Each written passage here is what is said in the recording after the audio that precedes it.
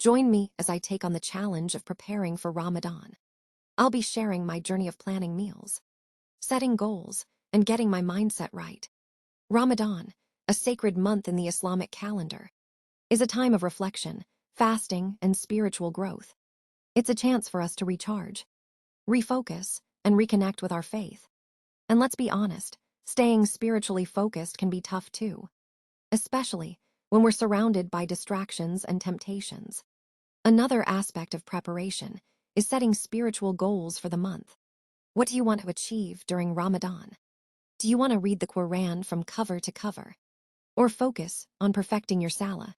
Ramadan has a way of pushing us out of our comfort zones and helping us grow in ways we never thought possible. It's a time for community, reflection, and spiritual growth. What are yours goals, tips, and tricks? Share them with us in the comments below. Let's get ready for Ramadan together.